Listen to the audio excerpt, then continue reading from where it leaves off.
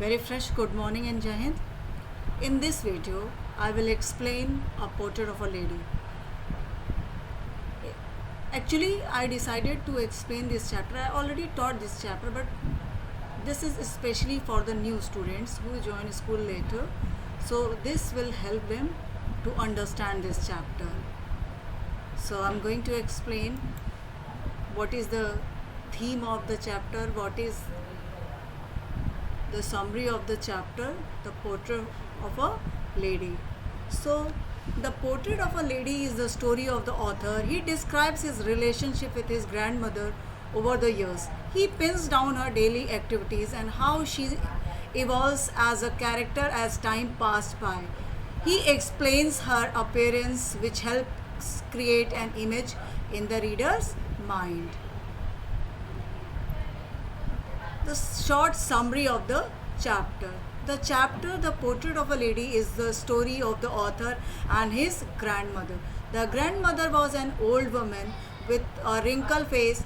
The author had always seen her like this for the past 20 years. She appeared to be so old that he could not imagine her being young and pretty. Someone who had a husband. She was short, fat, and slightly bent. The author had been seen his grandmother's portrait on grandfather's portrait, an old man with a turban and a long white beard covering his chest. To the author, his grandfather didn't seem like a man who could have wife and children, but someone who could have lots of grandchildren. His grandmother used to move around the house in spotless white, with her one hand resting on her waist and her other hand counting the beads of her rosary. In the initial days, the author and his grandmother had a good relationship. She used to wake him up and get him ready for school. She used to pack the things required for him for the day and walk him to school every day. She used to visit the temple that was attached to the school. She had a routine of reading the scriptures. The author, along with other children, sat on the veranda singing alphabets and morning prayers. They both used to come back home together with stray dogs roaming around them as his grandmother would carry the stale chapatis to feed them. Soon the parents of the author, who went to the city to settle in and called them as they reached the city, his relationship with his grandmother took a turn. Though they shared the same room, their bond grew apart. He started going to an English medium school. She no longer accompanied him to his school, and there were no longer stray dogs who roamed around them. While walking back home, she, however, used to ask him about his day and what he had learned. She didn't understand anything, as everything was in another language which she couldn't understand. She didn't approve of the new syllabus that he was studying because she thought that they did not teach him about God and the scriptures. They saw less of each other. As the days passed, he grew older and soon went to the university. He had his own room, and this made their relationship sour. She stopped talking to everyone and spent her whole day sitting at her spinning wheels, reciting prayers and moving beads of the rosary with one hand. However, she loved feeding sparrows in the veranda at dawn. Breaking breads into pieces and feeding it to the birds was her daily routine.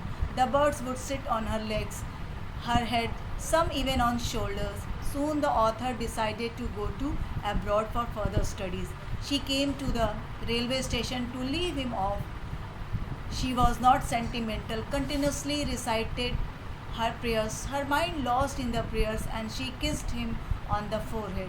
After 5 years, as he returned home, she was there, came to pick him at the station, was still the same as she had been 5 years ago. She clasped him within her arms and didn't say a word. She still used to feed her sparrows. One day, she didn't recite her prayers but instead collected the women of the neighborhood, got a drum, and started singing. The next morning, she was ill with mild fever. The doctor said that there was nothing to worry about, but she was sure that her end was near. She didn't want to waste her time talking to anyone in the family anymore, but spent her last hours in reciting her prayers laying on the bed.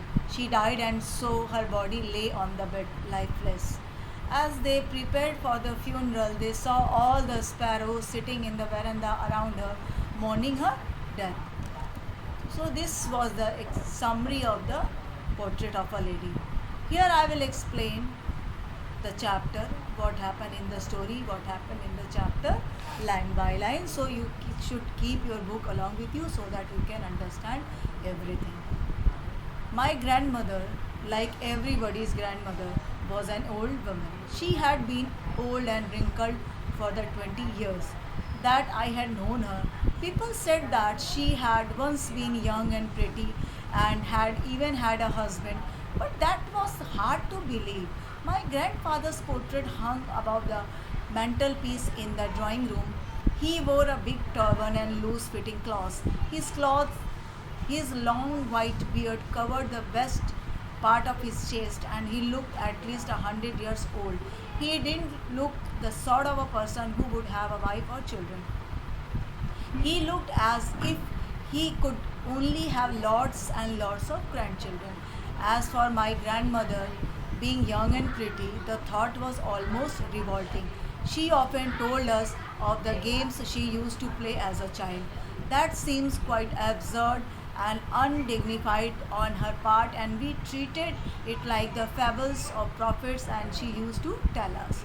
So, in this first paragraph of the story, what Khushwant Singh is describing, he is describing the physical appearance of the grandmother. Wrinkled, having lines or folds, portrait, painting or picture, mantelpiece, a structure of wood, you can say frame. The thought was almost revolting. The meaning of this line is it was very hard to believe for the author that once she was pretty or beautiful. Revolting, unpleasant. Absurd, illogical, undignified, disrespectful. Fables, fictitious stories with a moral teaching, prophet sense. So here what author want to convey. The author talks about his grandmother. He had known her for the past 20 years and she had always been old and wrinkled. He was told that she was once young and pretty and had a husband. His grandfather's portraits hung on the wall, in which he wore loose fitted clothes, a turban, and had a long white colored beard that reached his chest. He also appeared very old, and the author thought that he was someone who could have many grandchildren but not a wife or children. The author could never imagine that once his grandmother was young and pretty, he could not connect to this idea. She used to tell him and his cousins about her children, memories like the games she used to play as a child. They found these stories illogical and disrespectful because it was beyond their imagination to think that grandmother was once a child and played such games. They thought that her life stories were like the other moral stories which she used to tell them. So here the introductory part of the story. So it was the introductory part of the story, introductory part of the chapter, The Portrait of a Lady, where writer is saying that he didn't believe what he heard from his grandmother. It was next impossible to believe that once she was young or beautiful. What he thought at that time that she was born old, and that is very fascinating thing. You can see it is not possible, but for a child it is hard to believe.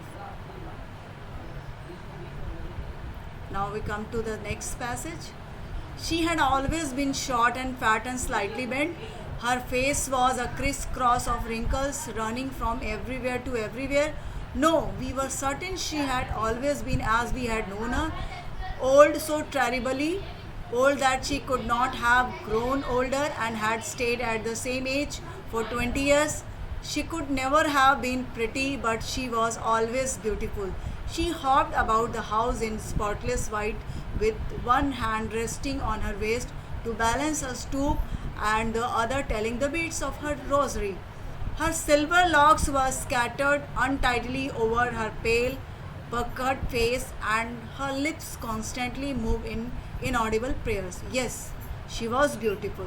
She was like the winter landscape in the mountains, an expanse of pure white serenity, breathing peace and contentment. Meaning of word crisscross, a pattern of intersecting straight lines. Hubble walked in an awkward way. Spotless white, she wore clean white colored dresses.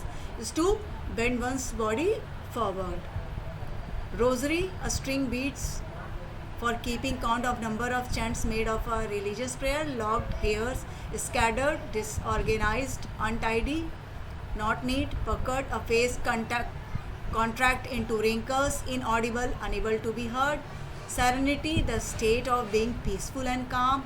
An expanse of pure white serenity refers to the calm, relaxed, and peaceful characters of others' grandmother. Contentment, a state of happiness and satisfaction. So here what he is describing in the second passage, that his grandmother was short, fat, slightly bent in posture, and her face had lots of wrinkles. She seemed to so old, and she had been the same for the past 20 years. According to the author, she was beautiful but not pretty. She walked around the house in an awkward way, wearing spotless white clothes with beads of the rosary hanging from one hand and the other, and rested on her back for support. She had silver colored hair which was not neatly combed and was disorganized. She was constantly chanting prayers. He compares her to the winter landscape in the mountain, which has a peaceful and calm feel. She was a live example of pure white peace emitting entity. My grandmother and I were good friends. My parents left me with her when they went to live in the city, and we were constantly together. She used to walk me up in the morning and get me ready for school. She said her morning prayers in a monotonous sing song while she bathed and dressed me, in the hope that I would listen and get to know it by heart. I listened because I loved her voice but never bothered to learn it. Then she would fetch my wooden slate, which she had already washed and plastered with yellow chalk, a tiny earthen ink pot, and a red pen, tie them all in bundle and hand it to me. After breakfast of thick chapati, stale thick chapati with a little butter and sugar spread on it, we went to school. She carried several stale chapatis with her for the village dogs. Monotonous, dull and boring, bothered to be concerned. Fetch, go for, and then bring back something for someone's slate, a flat plate of slate formerly used for writing on in the schools. Plastered, covered with a layer of plaster. Earthen, covered with a layer of plaster. Earthen, made of baked or fired clay. Stale, no longer fresh and present to eat, hard, musty or dry. The author lived with her in the village. They were good friends. His parents left him with her to settle in the city. The author's grandmother used to wake him up every morning and get him ready for school. She would recite her morning prayers while she bathed and dressed him up, and he loved her voice but would not try to memorize a word of what she spoke. She would make his things ready, like a wooden slate, a tiny earthen ink pot, and a red pen. He would eat a thick stale chapati with butter and sugar spit on it. They both used to walk to school, and his grandmother carried stale chapatis with her to feed the village dog. My grandmother always went to school with me because the school was attached to the temple. The priest taught us the alphabet and morning prayers, while the children sat in the rows on either side of the veranda, singing the alphabet or the prayers in the chorus. My grandmother sat inside reading the scriptures. When we had both finished, we would walk back together. This time the village dogs would meet us at the temple door. They followed us to our home, growling and fighting with each other for the chapatis we threw to them. When my parents were comfortably settled in the city, they sent for us. That was a turning point in our relationship, in our friendship. Although we shared the same room, my grandmother no longer came to school with me. I used to go to an English school in a motor bus. There were no dogs in the streets, and she took to feeding sparrows in the country yard of our city house. His grandmother would accompany him to the school as the temple was attached to the school, and she used to visit the temple daily. On one side, he would sit on the veranda with the other children, would sing the alphabets and prayers in the chorus. On the other hand, she would sit in the temple to read the scriptures. After finishing, they would walk back home together. The village dogs met them at the village door. They would follow them to their home, growling and fighting with each other for the stale chapatis that she fed them. When his parents got settled in the city, they called them. That was the turning point of this friendship with his grandmother. They shared the same room, but she no longer would give his company to his school. He started going to an English medium school, and a motor bus would come to pick and drop him. There were no dogs in the streets whom she could feed as she did in the village, so she stayed. She started feeding sparrows in the veranda of their house. As the years rolled by, we saw less of each other. For some time, she continued to wake me up and get me ready for school.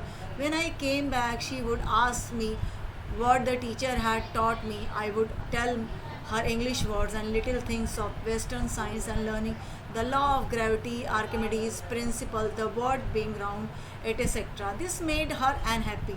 She could not help me with my lessons. She did not believe in the things they taught at the school and was distressed that there was no teaching about God and the scriptures. One day I announced that we were being given music lessons. She was very disturbed. To her, music had lewd associations. It was monopoly of harlots and beggars and not meant for gentlefolk. She said nothing, but her silence meant disapproval. So, here, what he describes as the years passed in the city, their interaction reduced. For some time, she continued to wake him up and would get him ready for school. She would ask him what he had learned in the school that day. The scientific terminology and English words made her unhappy. As she didn't know the language, she could not help him with the lesson. As his new school never taught him about God and religious scriptures, this made her sad. She did not approve of such an education. When she came to know that he was getting music lesson, it disturbed her. According to her, music was indecent and it was an art of the beggars and prostitutes and not for those belonging to decent families. She didn't like that he learned music, so she stopped talking to him. When I went up to university, I was given a room of my own. When I went to university, I was given a separate room. The common link of friendship was snapped. My grandmother accepted her seclusion with resignation. She rarely left her spinning wheel to talk to anyone. From sunrise to sunset, she sat by her wheels, spinning and reciting prayers. Only in the afternoons she relaxed for a while to feed the sparrows. While she sat in the veranda breaking the bread into little bits, hundreds of the little birds collected round her, creating a veritable bedroom of chirpings. Some came and perched on her legs, others on her shoulders, some even sat on her legs. She smiled but never shouted or shooed them away. It used to be the happiest half hour of the day for her. As the author went to the university, he had a room of his own. The common link of his friendship with his grandmother that they had when they shared the same room was changed now, and thus his friendship with his grandmother was ended. She became more private and spent her whole day spinning wheel. From sunrise to sunset, she would sit and silently recite.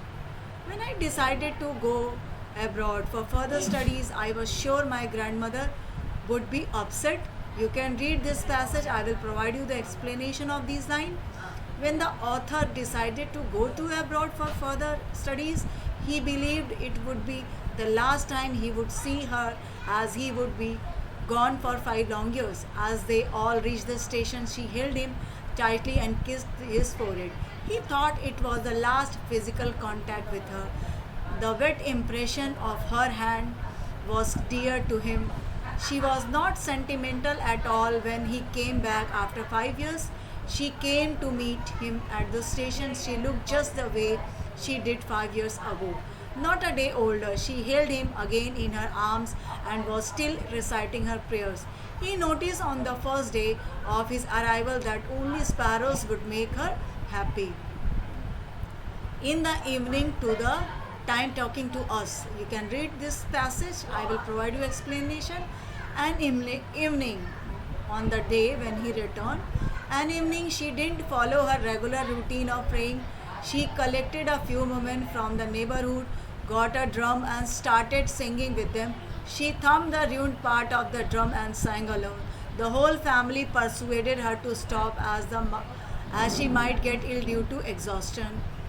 The next morning she fell ill. It was a mild fever. The doctor told them that it would go away, but she took it differently. According to her, she would die soon as her end was near. She started chanting prayers as she did not want to waste her last hours in talking to anyone. We protested, but she ignored our protest. She lay peacefully in bed praying and telling her beads. Even before we could suspect, her lips stopped moving and the rosary fell from her lifeless fingers. A peaceful pallor spread on her face, and we knew that she was dead. Protested, expressed an objection, pallor and a healthy pale appearance. The family protested, trying to stop her, but she lay peacefully on her bed, chanting prayers and doing her beads. Suddenly she stopped and the rosary fell from her lifeless finger. A calm, pale appearance spread on her face, and she was dead. We lifted her off the bed, and as it customary, now they did what they could do after someone dead. So there is the explanation of these lines. The family lifted her from the bed, laid her on the ground and wrapped her with a red colored cloth. Thousands of the sparrows sat silently near her. The author's mother fetched some bread for the birds, but they did not eat any. They flew away later as the family carried the dead body. The sweeper removed the crumbs the next morning. The birds were so sensitive they did not want to eat bread, but were mourning the death of the one who had fed them for so many days. So it was the line by line explanation of the chapter, The Portrait of a Lady. I hope you definitely understand this chapter clearly, and you will able to give your first assessment based on this chapter. There will be no problem regarding this.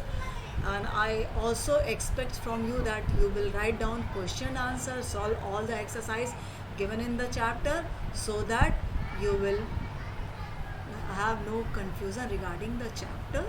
Okay, and I will also provide you the explanation of the chapter, the address, in my next video. But till then, study well, take care of yourself, and Jai Hind to all. Thank you very much.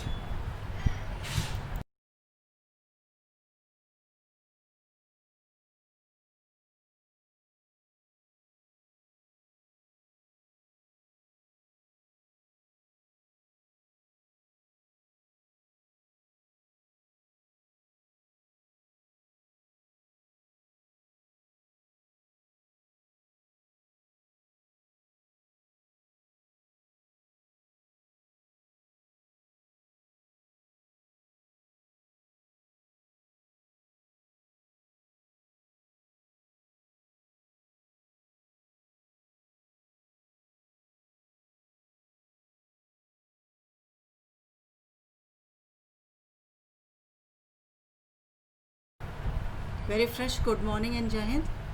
In this video, I will explain a portrait of a lady. Actually, I decided to explain this chapter. I already taught this chapter, but this is especially for the new students who join school later. So this will help them to understand this chapter. So I'm going to explain what is the theme of the chapter, what is the summary of the chapter, the portrait of a lady. So, the portrait of a lady is the story of the author. He describes his relationship with his grandmother over the years. He pins down her daily activities and how she evolves as a character as time passed by. He explains her appearance, which helps create an image in the reader's mind. The short summary of the chapter.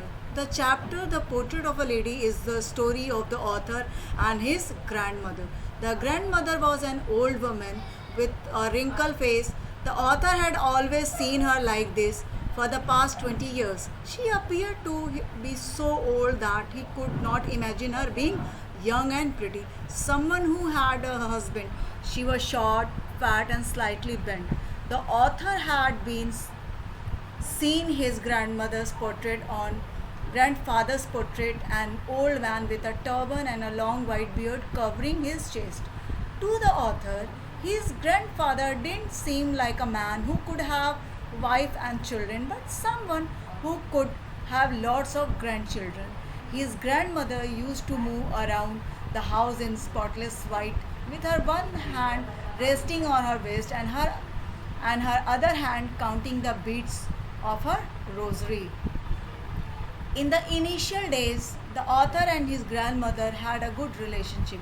She used to wake him up and get him ready for school.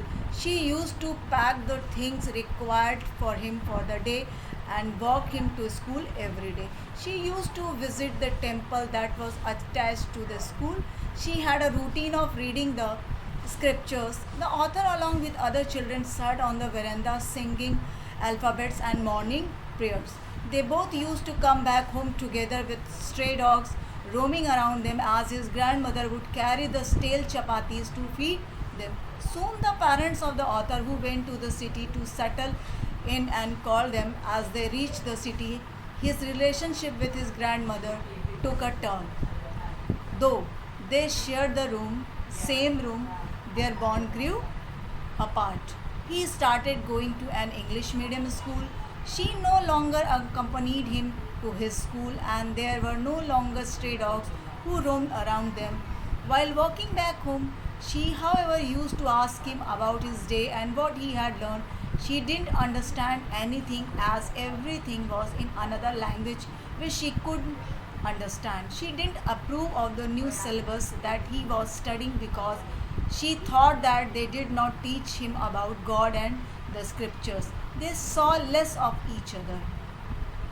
As the days passed, he grew older and soon went to the university. He had his own room, and this made their relationship sour. She stopped talking to everyone and spent her whole day sitting at her spinning wheels, reciting prayers and moving beads of the rosary with one hand. However, she loved feeding sparrows in the veranda at dawn.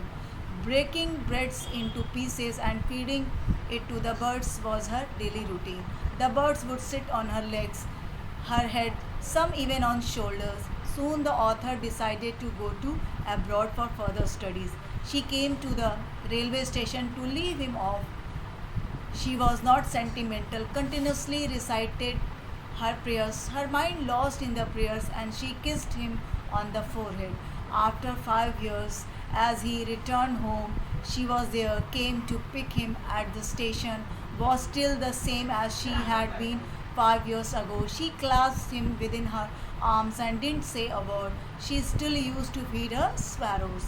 One day, she didn't recite her prayers but instead collected the women of the neighborhood, got a drum and started singing. The next morning, she was ill with mild fever. The doctor said that there was nothing to worry about, but she was sure that her end was near. She didn't want to waste her time talking to anyone in the family anymore, but spent her last hours in reciting her prayers, laying on the bed. She died, and so her body lay on the bed, lifeless. As they prepared for the funeral, they saw all the sparrows sitting in the veranda around her, mourning her death. So, this was the summary of the portrait of a lady. Here I will explain the chapter, what happened in the story, what happened in the chapter, line by line. So, you should keep your book along with you so that you can understand everything. My grandmother, like everybody's grandmother, was an old woman. She had been old and wrinkled for the 20 years that I had known her. People said that she had once been young and pretty and had even had a husband, but that was hard to believe. My grandfather's portrait hung above the mantelpiece in the drawing room. He wore a big turban and loose fitting clothes. His long white beard covered the best part of his chest, and he looked at least 100 years old. He didn't look the sort of a person who would have a wife or children. He looked as if he could only have lots and lots of grandchildren. As for my grandmother, being young and pretty, the thought was almost revolting. She often told us of the games she used to play as a child. That seems quite absurd and undignified on her part, and we treated it like the fables of prophets and she used to tell us. So, in this first paragraph of the story, what Khushwant Singh is describing, he is describing the physical appearance of the grandmother. Wrinkled, having lines or folds, portrait, painting or picture. Mantelpiece, a structure of wood, you can say frame. The thought was almost revolting. The meaning of this line is, it was very hard to believe for the author that once she was pretty or beautiful. Revolting, unpleasant. Absurd, illogical, undignified, disrespectful. Fables, fictitious stories with a moral teaching, prophet sense. So here what author want to convey. The author talks about his grandmother. He had known her for the past 20 years and she had always been old and wrinkled. He was told that she was once young and pretty and had a husband. His grandfather's portraits hung on the wall, in which he wore loose fitted clothes, a turban, and had a long white colored beard that reached his chest. He also appeared very old, and the author thought that he was someone who could have many grandchildren but not a wife or children.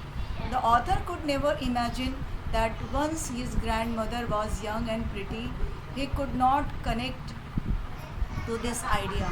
She used to tell him and his cousins about her children, memories like the games she used to play as a child. They found these stories illogical and disrespectful because it was beyond their imagination to think that grandmother was once a child and played such games.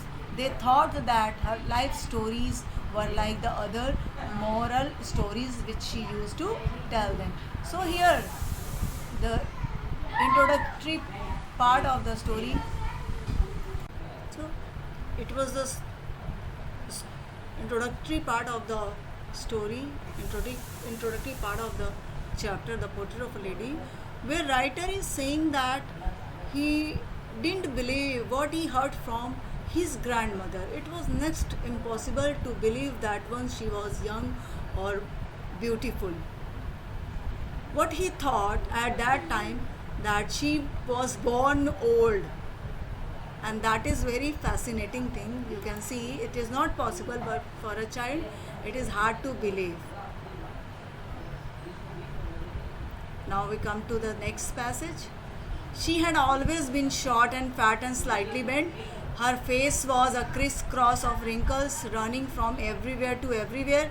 No, we were certain she had always been as we had known her, old, so terribly old that she could not have grown older and had stayed at the same age for 20 years. She could never have been pretty, but she was always beautiful. She hopped about the house in spotless white with one hand resting on her waist to balance a stoop and the other telling the beads of her rosary.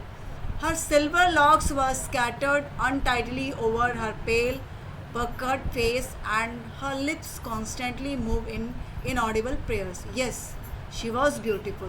She was like the winter landscape in the mountains, an expanse of pure white serenity, breathing peace and contentment. Meaning of word crisscross, a pattern of intersecting straight lines. Hubble walked in an awkward way. Spotless white, she wore clean white colored dresses. Stoop, bend one's body forward. Rosary, a string beads for keeping count of number of chants made of a religious prayer. Locked hairs, scattered, disorganized, untidy, not neat, puckered, a face contract into wrinkles, inaudible, unable to be heard. Serenity, the state of being peaceful and calm. An expanse of pure white serenity refers to the calm, relaxed, and peaceful characters of others' grandmother. Contentment, a state of happiness and satisfaction. So here what he is describing in the second passage, that his grandmother was short, fat, slightly bent in posture, and her face had lots of wrinkles. She seemed to so old, and she had been the same for the past 20 years. According to the author, she was beautiful but not pretty. She walked around the house in an awkward way, wearing spotless white clothes with beards of the rosary hanging from one hand and the other, and rested on her back for support. She had silver colored hair which was not neatly combed and was disorganized. She was constantly chanting prayers. He compares her to the winter landscape in the mountain, which has a peaceful and calm feel. She was a live example of pure white peace, emitting entity. My grandmother and I were good friends. My parents left me with her when they went to live in the city, and we were constantly together. She used to walk me up in the morning and get me ready for school.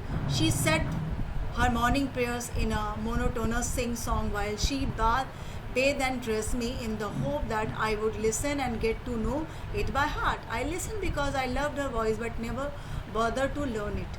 Then she would fetch my wooden slate, which she had already washed and plastered with yellow chalk, a tiny earthen ink pot, and a red pen, tie them all in bundle and hand it to me. After breakfast of thick chapati, stale thick chapati with a little butter and sugar spread on it, we went to school. She carried several stale chapatis with her for the village dogs.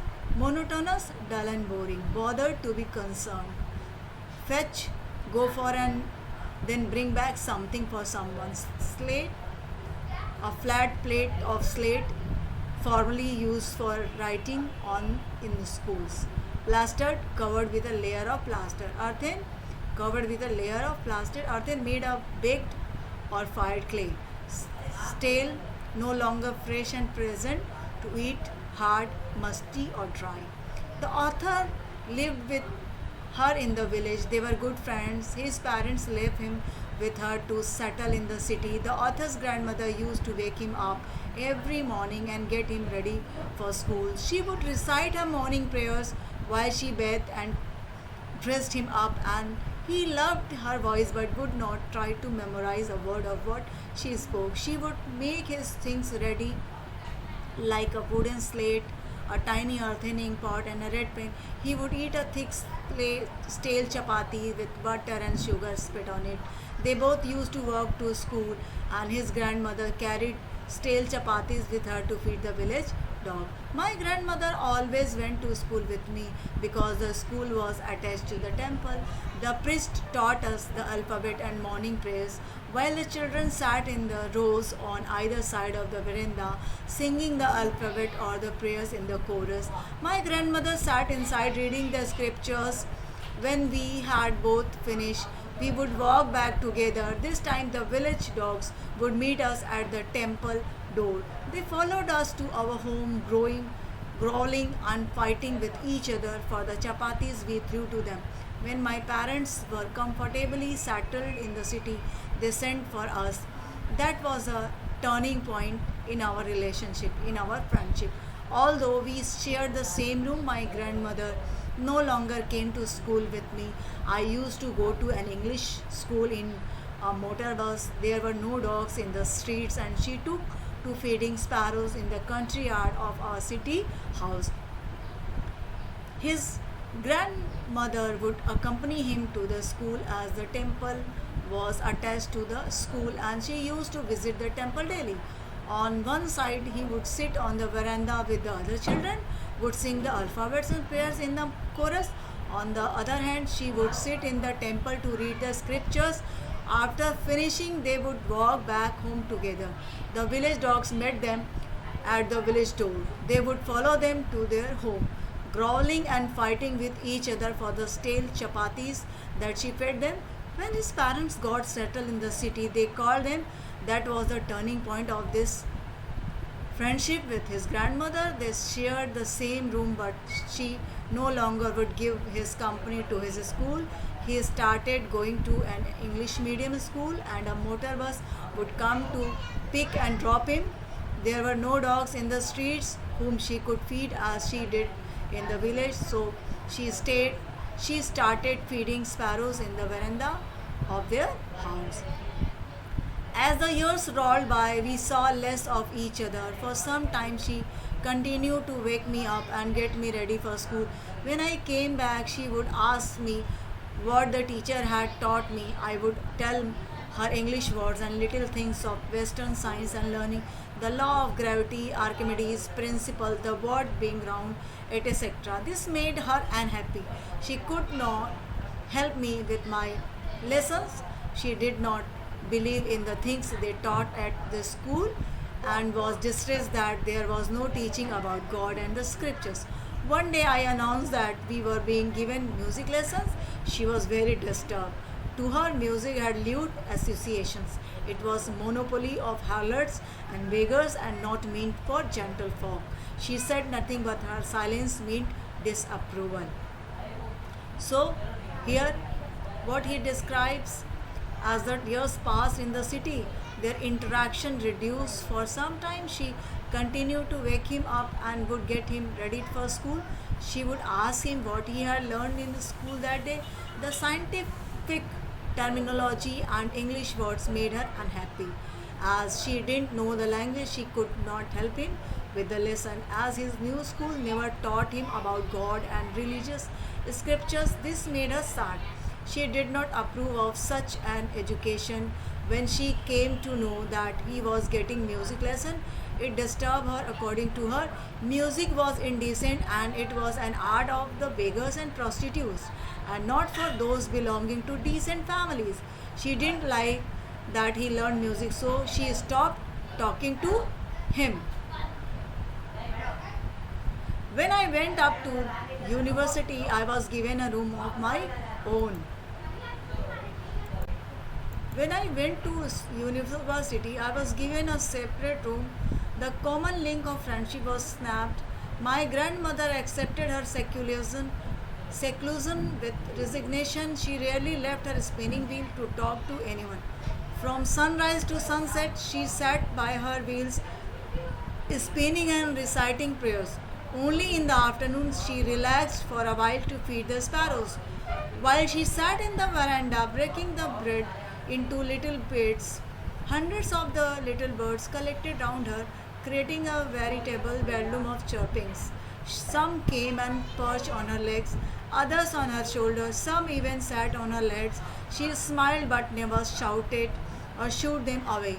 It used to be the happiest half hour of the day for her. As the author went to the university, he had a room of his own. The common link of his friendship with his grandmother that they had when they shared the same room was changed now, and thus his friendship with his grandmother was ended. She became more private and spent her whole day spinning wheel. From sunrise to sunset, she would sit and silently recite. When I decided to go abroad for further studies, I was sure my grandmother would be upset. You can read this passage. I will provide you the explanation of these lines.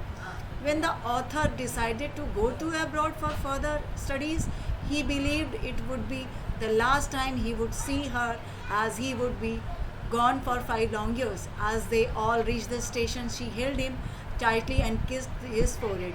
He thought it was the last physical contact with her. The wet impression of her hand was dear to him. She was not sentimental at all when he came back after 5 years. She came to meet him at the station. She looked just the way she did 5 years ago. Not a day older, she held him again in her arms and was still reciting her prayers. He noticed on the first day of his arrival that only sparrows would make her happy.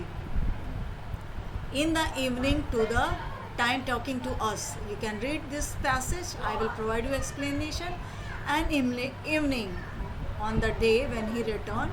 An evening she didn't follow her regular routine of praying. She collected a few women from the neighborhood, got a drum and started singing with them. She thumped the ruined part of the drum and sang alone. The whole family persuaded her to stop as she might get ill due to exhaustion. The next morning she fell ill. It was a mild fever. The doctor told them that it would go away, but she took it differently. According to her, she would die soon as her end was near. She started chanting prayers as she did not want to waste her last hours in talking to anyone. We protested, but she ignored our protest. She lay peacefully in bed praying and telling her beads. Even before we could suspect, her lips stopped moving and the rosary fell from her lifeless fingers. A peaceful pallor spread on her face and we knew that she was dead. Protested, expressed an objection, pallor and a healthy pale appearance. The family protested, trying to stop her, but she lay peacefully on her bed, chanting prayers and doing her beads. Suddenly she stopped and the rosary fell from her lifeless finger. A calm, pale appearance spread on her face and she was dead. We lifted her off the bed and as it customary, now they did what they could do after someone dead. So there is the explanation of these lines. The family lifted her from the bed, laid her on the ground and wrapped her with a red colored cloth. Thousands of the sparrows sat silently near her. The author's mother fetched some bread for the birds, but they did not eat any. They flew away later as the family carried the dead body. The sweeper removed the crumbs the next morning. The birds were so sensitive they did not want to eat bread but were mourning the death of the one who had fed them for so many days.